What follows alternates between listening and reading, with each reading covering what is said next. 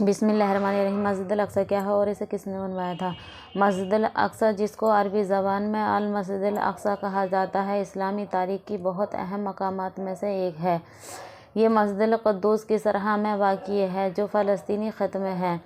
اس کی تعمیر کا وقت مختلف ہے، لیکن اس کی بنیادی تعمیر ہرورد کے خلافتی خلیفہ عبد الملک بن مروان کے زمانے میں ہوئی۔ مسجد الاقصی کا نام عربی زبان میں بعید ترین مسجد کا مطلب ہوتا ہے۔ یہ اسلامی تاریخ میں دوسرا قبلہ رکھنے والا مقام ہے۔ پہلا قبلہ کعبہ کے بعد مسلمانوں کو نماز ادا کرنے کے لیے یہاں رکنے کا حکم دیا گیا تھا۔ مسجد الاقصی اسلامی روایات کے مطابق رسول صلی اللہ علیہ وسلم کے زمانے میں معراج کا مقام ہے۔ مسجد الاقصی کی عمارت عرضی علاقوں پر پھیلی ہوئی ہے اور اس کے اندر کئی حصوں کو شامل کیا گیا ہے اور اس کی بنیادی عمارت پاک منبر ابراہیم علیہ السلام اور ان کے بیٹے حضرت اسحاق علیہ السلام کے زمانے میں بنائی گئی تھی۔ مسجد الاقصی کی تاریخ بہت پرانی اور اہم ہے۔ یہ مسجد فلسطین بیت المقدس شہر میں واقع ہے جو اسلامی تاریخ کا اہم حصہ ہے۔ اس کے تعمیر کا وقت بہت قدیم ہے اور اس کی تاریخ اثر دور دور تک جاتا ہے۔ مسجد الاقصی کی بنیادی تعمیر مسجد الاقصی کے قدیم دور میں حضرت داؤد علیہ السلام کے زمانے میں ہوئی تھی۔ حضرت داؤد علیہ السلام اور ان کے بیٹے حضرت سلیمان علیہ السلام کے حکومت کے دور میں مسجد الاقصی کی بنیادی عمارت پر شروع ہوئی۔ اس کی تعمیر میں مختلف بنیادی عمارتیں شامل تھیں جن میں منبر، منبر، حجرہ نماز اور بہت سے دیگر خصوصی حصے شامل تھے۔ مسجد الاقصی کی عمارت میں گزرے وقت کے دوران مختلف تعمیر اور تجدیدات کا کام کیا گیا اور ایک مشہور تعمیر دور مسلمانوں خلافت کے حکمران عبد الملک بن مروان کے زمانے میں تھا۔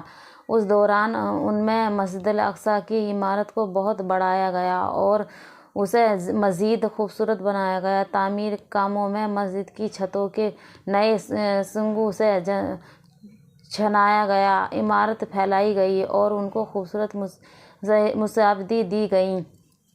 مسجد الاقصی کی تاریخ میں یہودی کا اہم کردار رہا ہے۔ مسجد الاقصی پر یہودیوں کا قربانی کا عمل بھی نہایت اہم ہے۔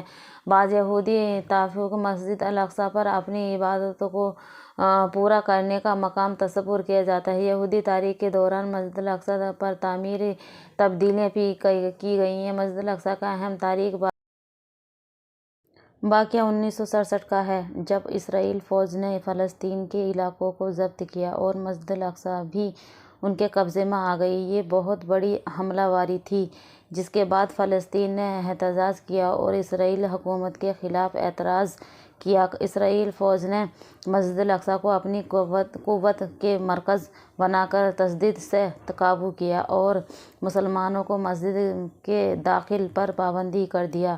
باقی مسلمانوں کے لیے بڑا شک و شنکوذ تھا اور وہ احساس کرتے رہے کہ ان کے مذہبی حقوق پر حملہ ہوا ہے۔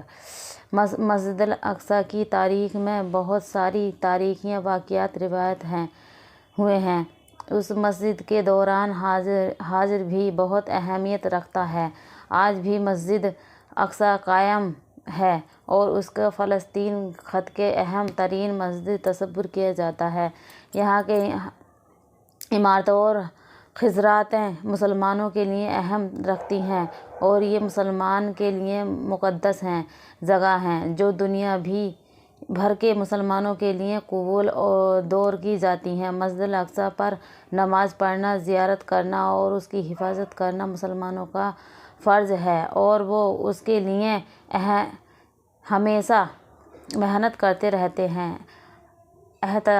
اختتامی طور پر مسجد الاقصی اسلامی تاریخ کا اہم حصہ رہی ہے۔ اس تعمیر شروع ہوئی اور بہت تعمیراتی مسجدات دور سے ہے۔ مسجد الاقصی مسلمانوں کے لیے بہت اہم مقام رہی ہے۔